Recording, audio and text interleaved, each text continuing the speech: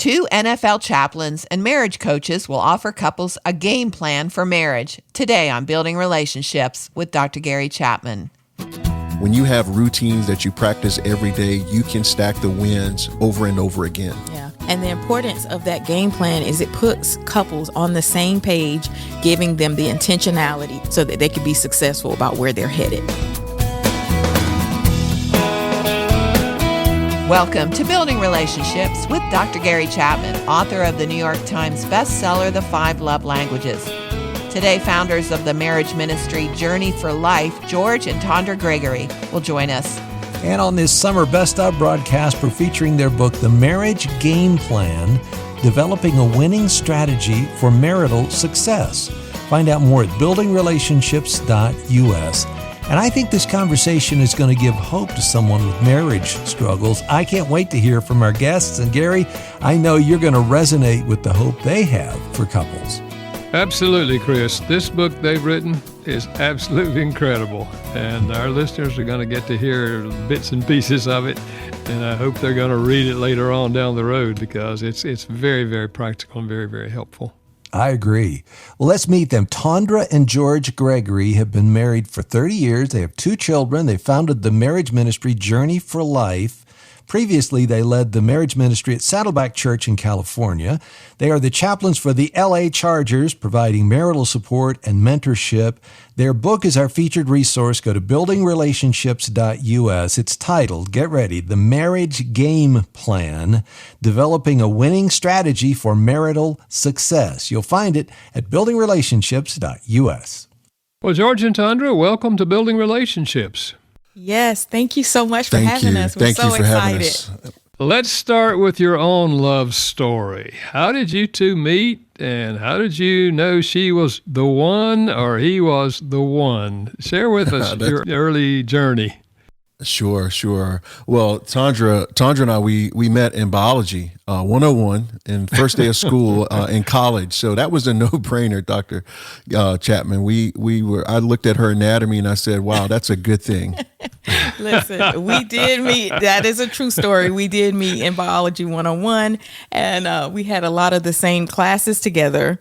And so we just kept seeing each other in the same classes. And so George tells this story that, oh, you must have seen me in the classes and went and signed up to be in all of my classes when you saw me in biology. His view is that I had to have him, so I just wanted to see him all day long. Oh, yes. Okay. Mm-hmm. So what did the early years of your marriage look like? Well, we started off really rough because we were responding to Tondra and I. Well, we got pregnant, and so my dad always taught me to handle my responsibilities, and I thought, man, I better handle this responsibility with fear and trembling, bringing a child into the world. And so we look back many years later and say we didn't have a game plan. And so because of that, we struggled for the first few years of marriage. Yes, we really didn't know. Everything happened so fast. And once the dust settled, we were just like, oh my gosh, we are so different. How do we make this work? We didn't realize how much our differences and our backgrounds and our personalities and all of those things would be in opposition to each other. So those first few years were very struggling, and we just couldn't figure it out. We like to say we are pictures of God's grace because we shouldn't even be here married 30 years later and helping other couples get their marriage game plan. So we know that it was God's grace that helped us figure out how to be married, and we immediately wanted to help other couples. Yeah, and that's how we started off. But then we stumbled upon a book called The 5 Love Languages, and I was like, this is not fair. Like, we should have known this from day one, but somebody withheld it from us, and we struggled. But then there was a lot of clarity, and I mean that. I really sincerely mean that. It was life-changing. It was opening to learn to speak Tondra's love language. Yes. I was doing it the whole wrong way. Yeah. And it was just life to our soul. And since then, we've rebounded and just become self-studiers and wanting to work on our marriage and become pros at being a married couple. I wish someone had given me the 5 love languages before I got married. It was definitely a game changer, for real. Well, it's interesting that after you found some healing and growth, which, hopefully every couple will if they'll let God help them. But what prompted you to get into marriage ministry and to start Journey for Life? Yeah, well, we started off again. So with the struggle that we wanted couples to not start off like we started off, and so we just had this God developed heart that when he touched our heart to not just become a better couple, but to help other couples become all that they could be in marriage. We felt like that was God promoting in our hearts to do what we call Journey for Life. Yeah, and it was a big part of just not knowing how to make that marriage work, and not knowing that, it's something you have to learn. Sometimes I feel like, I know if couples are like us, we just thought, you would get married and because you're Christians and you love God, this is just going to work out. But once we realized, like, no, you have to actually learn how to become one. You have to learn how to be married. And we were just like, the light bulb was like, we got to let people know, like, no, you really have to put the work in. Yeah, that's for sure. Absolutely. None of us. It just happens. I mean, the in love experience just happens, before you're married. But when you come down off that, we're humans. That's right. We're different in many ways, and we have to learn. So, well, I'm just glad that you took your own struggles that you went through and the things you learned, and then are using all of that to help other couples. So tell us about your work as chaplains for the LA Chargers and other NFL teams. How has that shaped this book, The Marriage Game Plan? Well, yeah. So for the last 16 seasons, we've been helping either chaplains of other teams, or for the last 9 seasons, we've been the LA Chargers chaplains. And it's really just given us a platform to not only preach the gospel, but to also help these young men, whether they're players or coaches or front office staff, understand the importance of marriage and also how to develop a game plan. Yes, we definitely saw a lot of similarities with working with teams, NFL teams, and similarities with marriage. We were just thinking, hey, we just want to have the man in mind, right? Because we felt like that was a language that really resonated with them understanding marital principles. So that's why we wrote the marriage game plan, to just engage our men, because we know that as women, we are the ones that really get the guys to go to the marriage conferences and marriage retreats and read books. But we were just like, okay, how can we engage the men where they feel like they really resonate with some of the language and terminology. Right. That's an important part of who our DNA is, right? Because we predominantly minister to men, along with their wives. Tondra does the wives and girlfriends of the players and coaches. I normally do the coaches and players. I tell her, Dr. Chapman, I tell her she can go anywhere in the LA Chargers facility that she wants to besides the locker room, for fear she may see 12 abs compared to my one ab. And so we wrote the marriage book. It is a marriage book, but we undergird it by using sports analogies to talk about marriage points. And so they get it. They get how to be on the same team. They get that although your differences, you've got to learn your role. You've got to learn to celebrate each other through Victory Monday. So all the aspects that we've learned over the last 16 years, we've put in that book, The Marriage Game Plan. And it's not just about football. We use other sports analogies as well, but it has given us sort of a foundation in which to build upon. Yeah, I really like that. And I think even men who are not actively involved in sports, they're still involved in sports, and they get the concepts, and the metaphors that you use in the book. So that's great. Well, for those who don't know the concept of a game plan, what is it, and how do you develop a marriage game plan? Yeah, well, the how to develop the concept of a game plan is really that you come together as a married couple or as a seriously dating couple, and you say, here's what we want our marriage to look like. First of all, we say you have to define the win, right? Let's just face it, every NFL team or NBA team, what they want to ultimately do is they want to win the championship. So that's their end goal picture. And couples need to find out that end goal picture. After 50 or 60 years of marriage, what do you want your marriage to look like? What legacy do you want to leave?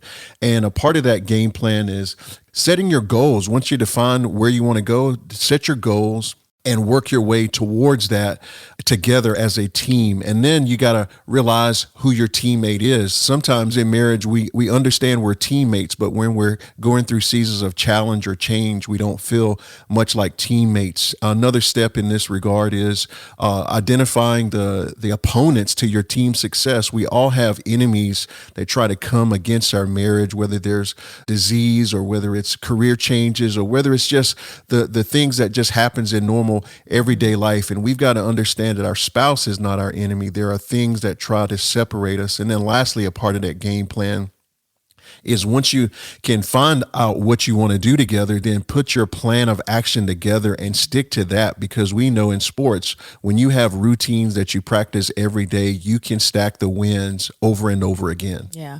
And the importance of that game plan is it puts couples on the same page, heading in the same direction, because marriage is not something that is haphazard, that you just roll the dice or you figure it out as you go along. George's dad used to say, if you fail to plan, then your plan is to fail. But that's what the game plan is, giving them the intentionality to get on that same page so that they can be successful about where they're headed. Let's talk about that, because I think many couples, they don't work as team members. You know, one's got one idea, one's got another idea. How do couples face that struggle? We're individuals, but we're not competing. We're together. We're on the same team. Speak to that a little bit more.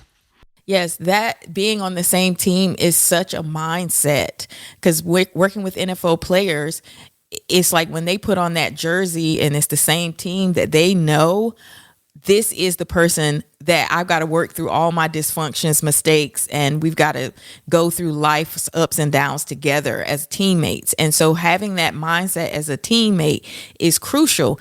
And to be on the same team, you have to figure out how you work together. What are those strengths and what are those roles, and where do we fill each other's gaps, and where do we complement each other?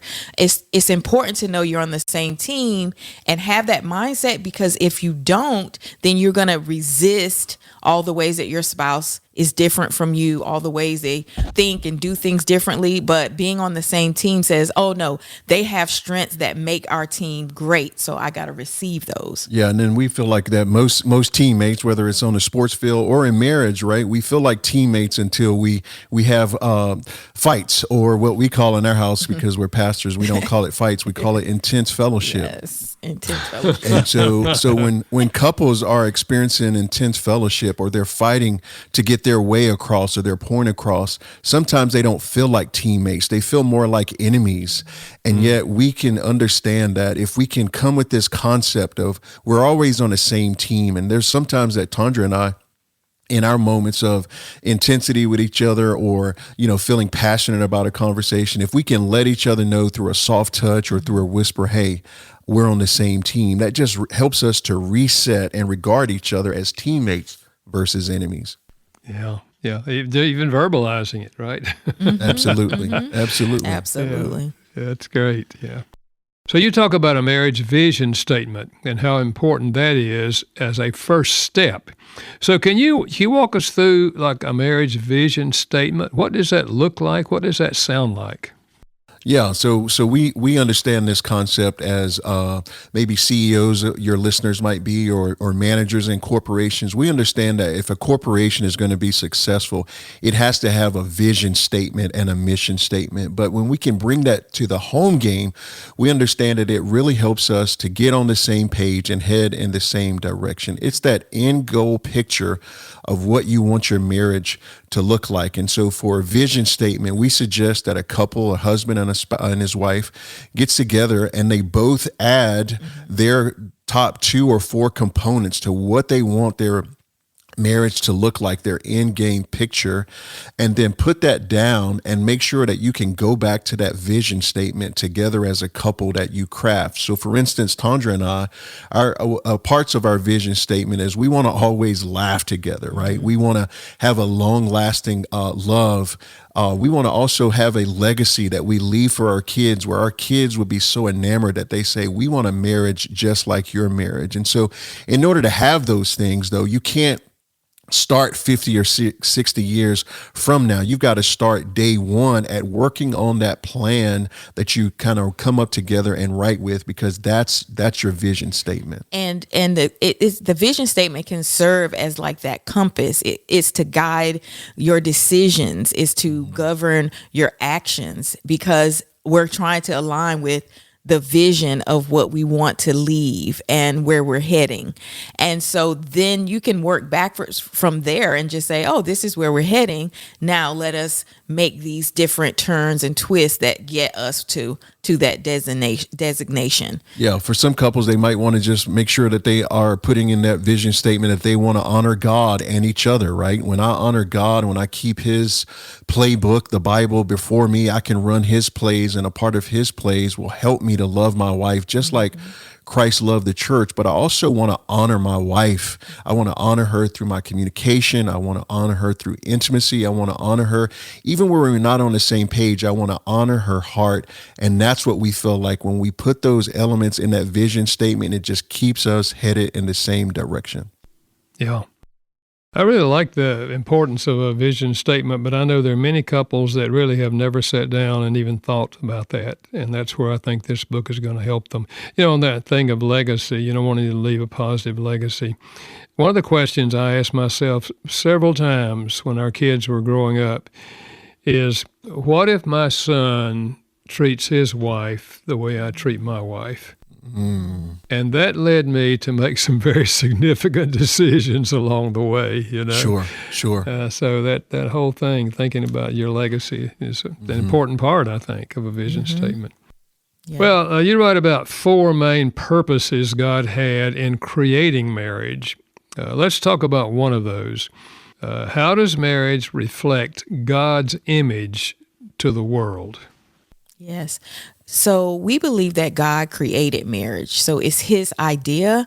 And like anything that we want to be successful or get the optimal performance out of, we got to go back to the creator, So, with the iPhone, we just switched to iPhone. So we're just like learning. We're going back to the owner's manual to figure out what is everything, all the benefits that we can get from this and how we're supposed to operate this.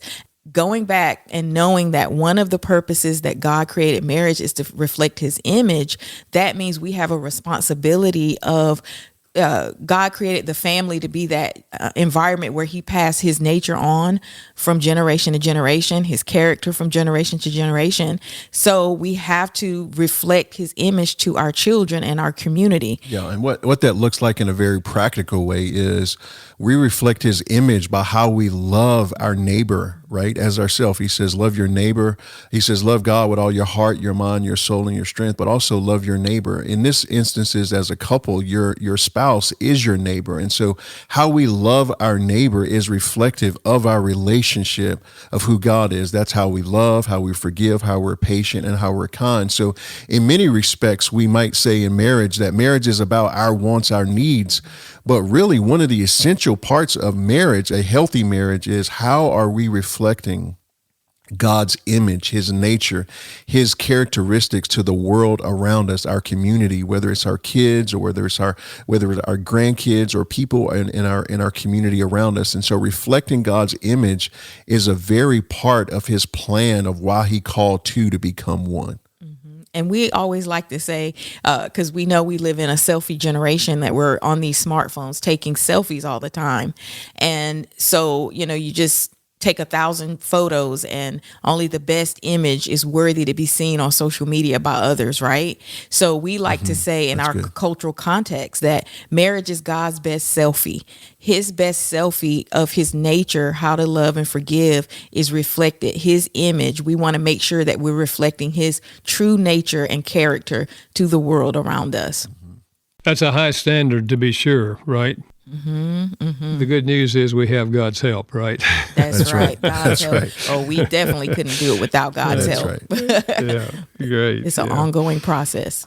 Now, you also talk about winning the home game. There are many athletes and coaches who know how to win on the field, but their homes are less than ideal. So how do we win the home game? Yeah, well, winning the home game, that's a concept that again, most of us understand, especially as business people or people who really want to conquer what's outside the home, such as a career or extracurricular activities or their hobbies, is we call that the away game. And that's important, right? God calls us to have, to establish something in the earth, whether it's a career or things, whether it's a nonprofit, but he also wants us to win at home. And so winning at home just looks like that you would see that home life is a priority. It's not secondary. It's really primary. It's the greatest legacy that we could ever try to live. My dad used to say this. He used to say, I've never seen a U-Haul attached to a hearse. And that always stood out to me because we can't take all the money, all the 401ks, all the assets that we accumulate. Unfortunately, we can't take that with us. But most of us, we work our entire life to accumulate things or work that 9 to 5. And yet we neglect somewhat the home life. And we just like to say to people, don't neglect the home life. It is the primary thing in life that you will be remembered for. Yes. And that's where the legacy lives on. I know people want to have generational wealth that they want to pass on, but truly the legacy is in your relationships, in the people who love you, the people you need to invest the most time. Marriage is one of the most important institutions that we will be a part of, and it requires no less effort than all the other institutions that you want to be successful in. So making sure that is a priority. We don't want to get it out of order, that we're winning out there and all those other things, but then we lose the thing that actually passes our legacy on from generation to generation. How do you make time to do that in a busy world, and particularly for those individuals who are spending so many hours in their vocation? Yeah, well, one of the main things that we say is, my wife taught me this. She said, finish your conversation. When we had kids that were in the home, she would say, finish your conversations in the garage, because I was bringing my conversations in on the phone. My kids, who were small at that time, were jumping at my feet to say hello, and I would kind of give them the Heisman, like just wait on dad, just stay right there. And she would say, the kids want to spend time with you. So what I learned to do was to turn that cell phone off when I got in the house, because let's face it, when we get those notifications as business people, as leaders in the community, we want to answer those, but family life is very important. And so have focused family time, whether that's scheduled vacations, whether that's scheduled family time, whether it's just planning long walks with your spouse after work or on the weekend so that you guys could connect, because that's a primary way to show your spouse that you want to win your home game. And I would just say, just really being able to say no to things. That's great. That's a powerful word. Like, you just have to make sure that you make time for your family and make time for your spouse. The calendar is not going to do that for you.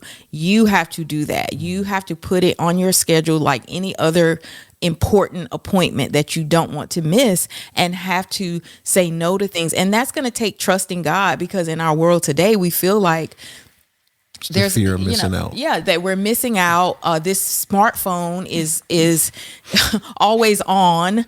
People can get in touch with us all times of the day. We used to work 9 to 5, and those boundaries were already set for us. But now we have to be the one to create the boundaries, and saying no is a part of creating those boundaries and being protective over the time that you have allotted for your family. It sounds a lot like quality time to me that you two are describing right there. Is that it? Yes. Yeah, of course, yes. of course. Quality time. And again, we know this with other things, but sometimes we neglect what's the most important things. And so our book just really calls us back to the main thing. Let's keep the main focus on that which matters the most. Now, it doesn't mean that we can't go out and build successful careers. We're all called to do those things, but it definitely means that at the end of the day, I don't think God's going to say, hey, how did you build this Fortune 500 company? I think he's going to say, how'd you treat your spouse, or how'd you treat your kids, or what legacy did you leave behind? Because we are people that are purposed to make God's impact known in the world. This is the Building Relationships with Dr. Gary Chapman podcast. George and Tondra Gregory have written our featured resource today. It's titled The Marriage Game Plan, Developing a Winning Strategy for Marital Success. Find out more at buildingrelationships.us. Plus, you can take a free assessment of your love language there. And see when Gary's coming to your area for a seminar. Just go to buildingrelationships.us or find us at 5lovelanguages.com. Well, we know that athletes need rest and recovery, and so do relationships. So why is it necessary for a couple? And then how do you two do that, make time for rest and recovery for yourself? Yeah, it's important. Athletes know that in order to play their best in the game, they have to rest and recover after games and practices so they can bring their best every time. And so it's just as important to rest and recover as it is to play in the game. So as couples, we have to realize, because couples are under a lot of stress and pressure as well. And so sometimes in our world, we don't value rest and recovery. We feel like it's always, we've got to grind, we've got to hustle, we've got to accomplish a lot of things. So this is a call to value rest and recovery, and is to create those rhythms in your day-to-day life. How can we carve out time for us to rest and manage our stress? Yeah, even in the Bible, it's a biblical principle of Sabbath, right? Now, Sabbath could be one day a week, or it could be for a number of weeks in the summertime. I remember in New York City, planning as a church planner in Manhattan, I sort of burned out, and a part of my recovery was to take a 3-month sabbatical, and I had to really put church down, and it was so hard. But the assignment was to worship God every day, to get back into, I desire my relationship with God more than the machine of ministry, and take that sabbatical. And so for some couples, they need to have that one day a week where they say, you know what, today is the day that I am going to rest, because I can't be a husband at my optimal performance unless I rest.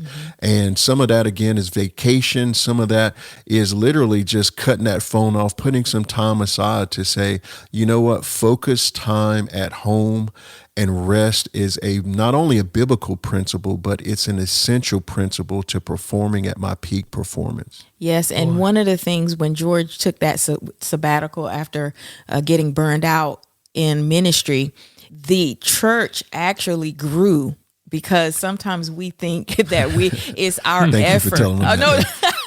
Appreciate you.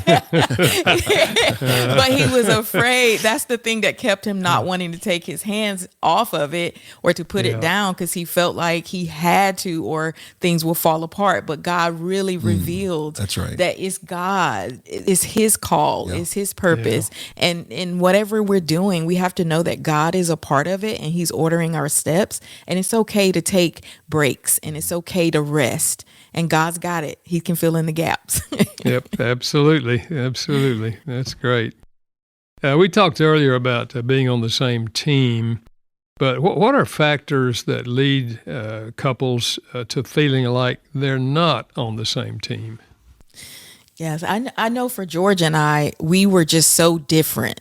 So our differences caused us to not feel like we were on the same team. I was trying to force him to be like me. He was trying to force me to be like him. And as long as we kept trying to force each other to be like the other, it just kept us in conflict and at odds. And so once we realized, it's about us influencing each other. And we like to say that your spouse is God's provision for you. That means they do bring something to your life that you don't have.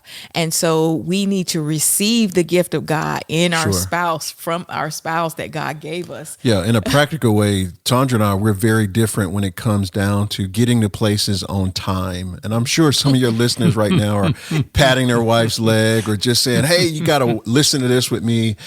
And so my dad taught me this. He taught me to be on time was to be 15 minutes early.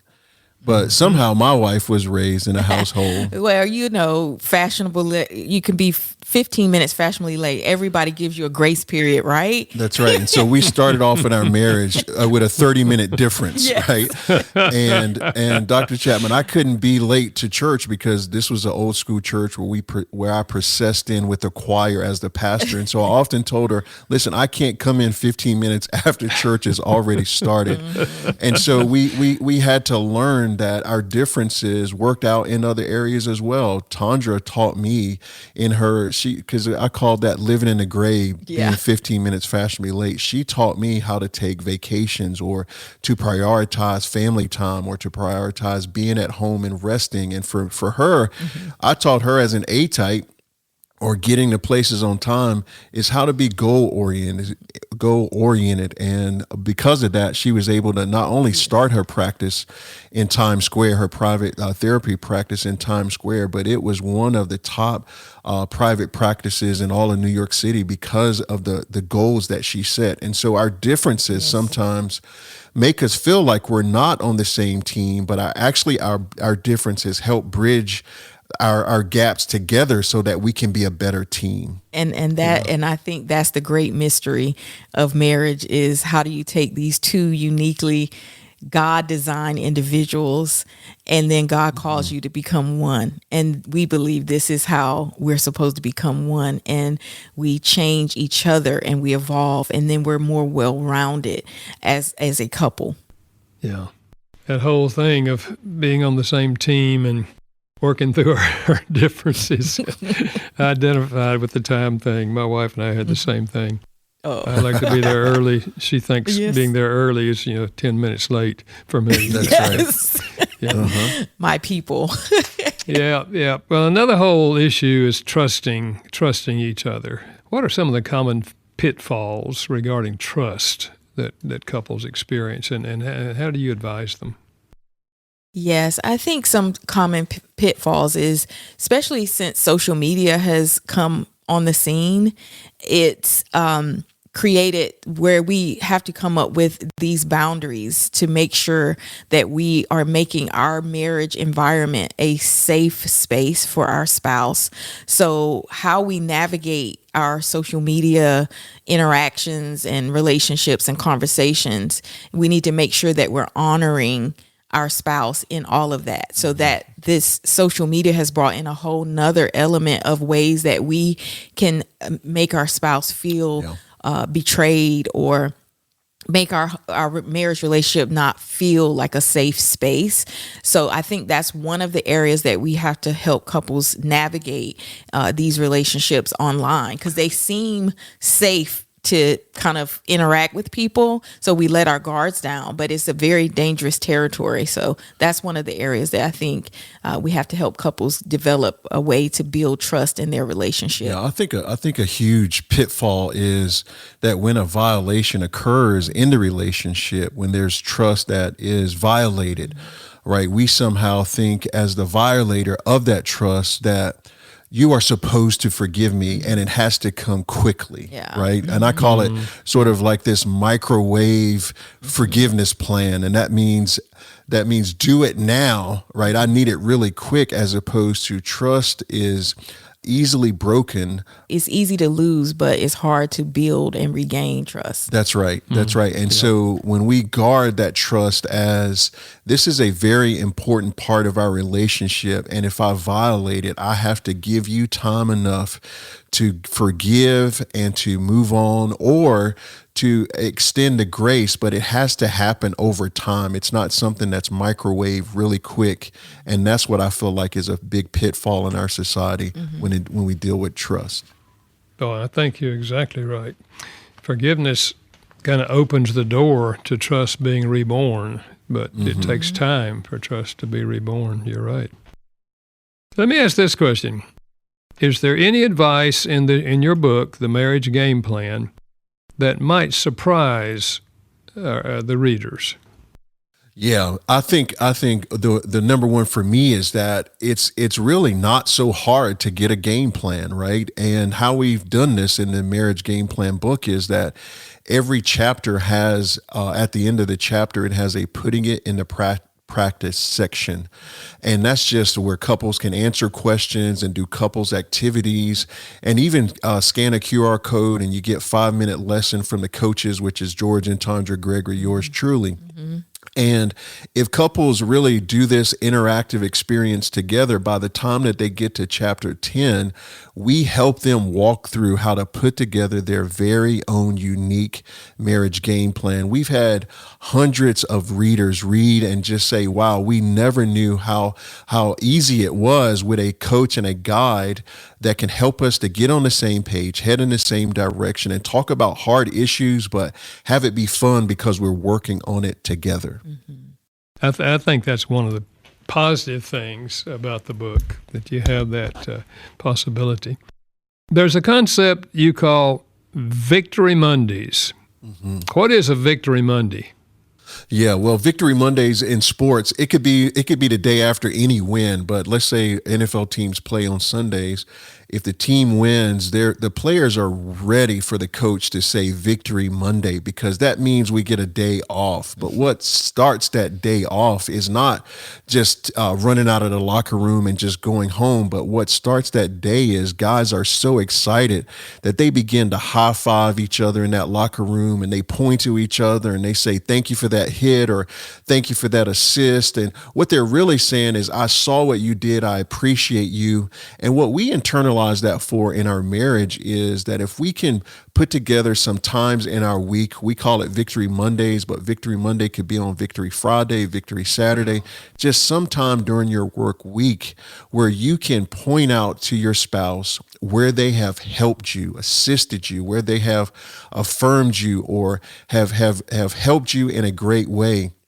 And we've become so pros as couples at pointing out when our spouse does something wrong that we try to do this to offset pointing the finger. We now point the finger at what they do right and not just at what they do wrong. So Victory Mondays is a great way to express to your spouse, here's how you've helped elevate me. Here's what you do for this family. And I think our spouse will respond to us much easier when they can know that we're pointing out more what they get right than when they get stuff wrong. Yeah. And I think in being intentional about that is really important, because I do think it's easier. It's like our mind just automatically goes towards all the negative, all the problems. And then over time, when we're focusing on all the negative and all the problems, then we start to feel like our marriage is negative, our spouse is negative. So it's really important to make sure that we're intentional about pulling in the positive to give that balanced view of what's really going on.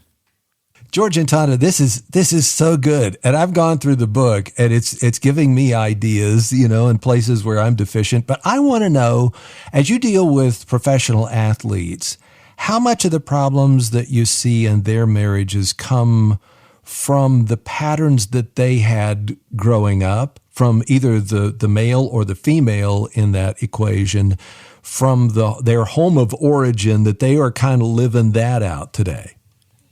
Yeah, I think that's a very great question. And I don't think pro sports players or coaches, they're any different than the average person, right? Many of us, we get our view of marriage or our concept on how to be a good husband or a not so good husband by the model that we have seen in our homes or the lack thereof, right? Yeah. And so for many players that we come into contact with, or when we were living in New York City, many couples decided to live together and not commit to each other, although that's a form of committing to each other. They didn't want to commit at that level of marriage because they did not know how to do it. They didn't have a successful model in which they could say, we could emulate that. But through pre-marriage counseling or helping people develop their marriage game plan, what we learned is that the light bulb turns on when you can show them examples. Maybe they didn't see the example growing up, but they can see a real life example of, wow, you guys have intense fellowship and you guys are still able to honor each other or to love each other. You don't have to walk out on each other. You don't have to throw in the towel when it gets too hot. We feel like it's a practical way for you to say, when you can show them a model, then they can say, let's emulate that. And players know this us all too often, because they have players on that field that they want to model their game, whether it's catching or whether it's jumping over people or whether it's giving an assist. They model that, and when they can get a model, they can follow through with that in their everyday examples. And the same is for couples. We know this, is that when couples have a game plan, when they have a model, when they have something that they can say, we're going to work towards this, it becomes easier because they've got a model. Yeah. Yeah. And I would just add that no matter where you came from or where you are right now, you get to decide where you're going. I didn't come from a two-parent home. I was raised by a single mom. My dad was not in my life at all. I never saw how a husband and a wife interact together, but I was able to learn how to do those things. I was able to read books, study, get education. And babe, you're a champion at that now. Thank you so much. I appreciate that. Yes. So I just want to encourage anyone that you're not out of the game just because you came from a broken, fallen situation. You can still have what everybody else has. Yeah, that's a good word. Now, toward the end of the book, you help couples tackle tough conversations. Why is avoiding difficult topics not a good idea? Avoiding difficult topics is not a good idea because it just keeps getting more twisted and convoluted and more hurt and more pain above. And then you still are going to have the conversation anyway. You're not going to get away from it. It will have to come out at some point. I remember one of the stories that we share in the book about when George went back to divinity school. He went to Duke Divinity School. And I was the primary person working and bringing in income. And I was just stealing from the savings every month because things weren't adding up. Well, you weren't stealing. You were taking from the savings to pay bills. Yes, I was taking from the savings to pay Not bills. unless this is confession time. No. I was putting it towards the bills. They're true. And the shame and guilt as this deficit kept growing and growing. And I was just like, I'm going to put it back. He doesn't have to know. I don't want him to be stressed. I gave myself all the reasons to not have this conversation until it got so bad. I had to have it, and it was worse by the time I sat down to tell him, how did we get here? And so there's never a good time. I mean, it feels like a good time to have the conversation. So you might as well go ahead and have it up front, because then once it came out in the open, then now it's both of us working to get this problem resolved and not just me isolated on my own dealing with something internally by myself. So yes, please, we like to say nip it in the bud is one of those first steps when we talk about resolving conflict. Yes. Well, what's a positive way to begin a tough conversation? Well, you gotta begin with the end in mind, right? And so if you're heated, if you're fuming, we call it the Incredible Hulk syndrome. If you're turning green, that's probably not the time to bring up a tough conversation, right? Maybe put some distance in between your anger and just think about what you want to say. Maybe it's writing your thoughts down. And also consider not making you statements, but make more I statements. For instance, like I feel this, as opposed to you makes your spouse feel attacked. And so I think the startup is really key. And also that you do have the conversation. I love that question because there's so many people think if we don't talk about the big issues that they just go away. The unfortunate part is they never go away.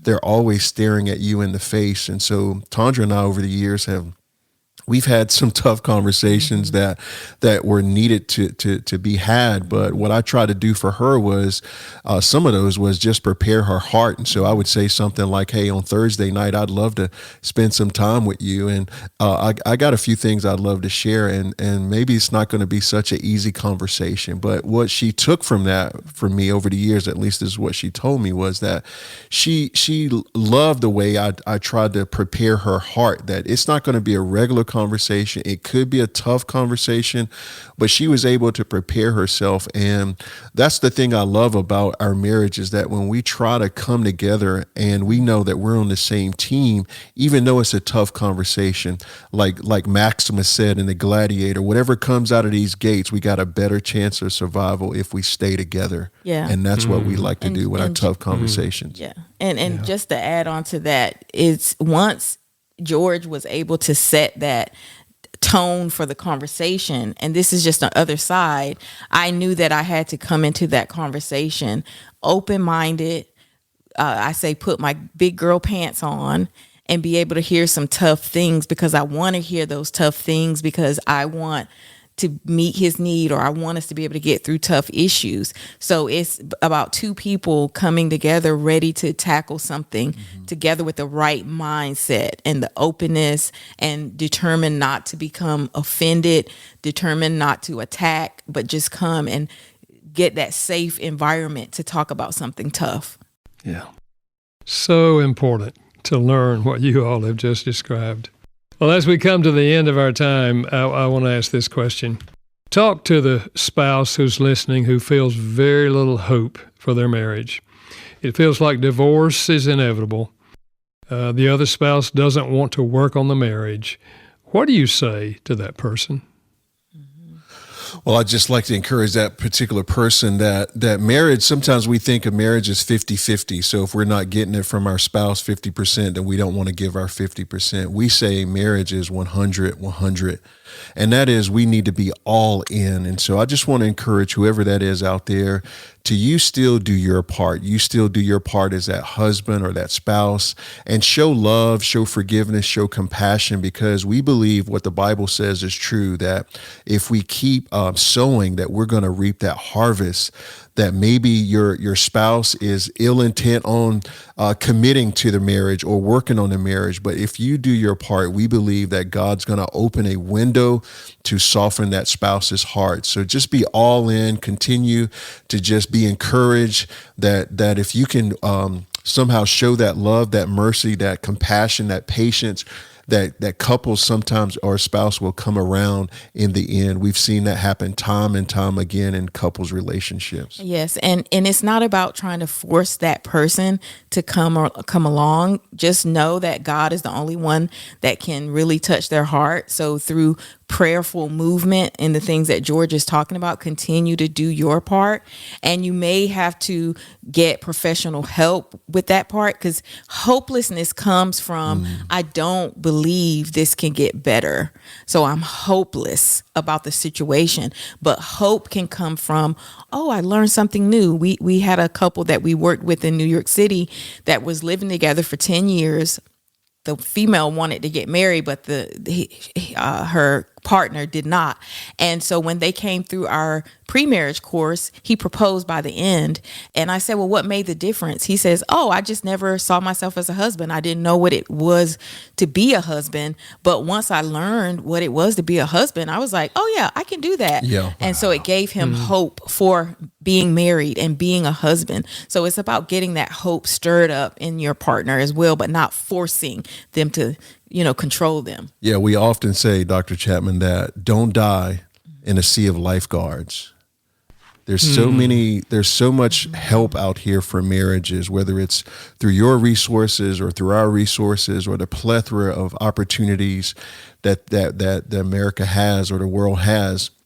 And we'd like to say to that one spouse, don't die in a sea of lifeguards. There's professional help. There's help out here for you. And with professional help, there's some things that you never thought you could do because you didn't know how, that a professional will come alongside of you and not only show you how, but walk you through the steps. So there is hope beyond what you see on a daily basis. Mm-hmm. Well, I want to thank you, George and Tondra, for being with us today, and for writing this book, and for working on your own marriage so that you can now help others, okay? So keep growing and keep helping others. God bless. Thank you, guys. so God much. bless you. You too. I feel like we've had a pep talk. I feel like somebody's come on the sidelines for every married person that said, what time is it? Game time. Here it is. That's You're right, ready game for time. it. And if you're ready for the marriage game plan, developing a winning strategy for marital success, we have it linked Go to buildingrelationships.us. George and Tondra Gregory have been with us today. Again, go to buildingrelationships.us. And our Summer Best Of series continues next week with a conversation about your teenager and anger, drama, and conflict resolution. Don't miss the help from Dr. Jennifer Thomas coming up in 1 week. Before we go, let me thank our production team, Steve Wick and Janice Backing. Building Relationships with Dr. Gary Chapman is a production of Moody Radio in association with Moody Publishers, a ministry of Moody Bible Institute. Thanks for listening.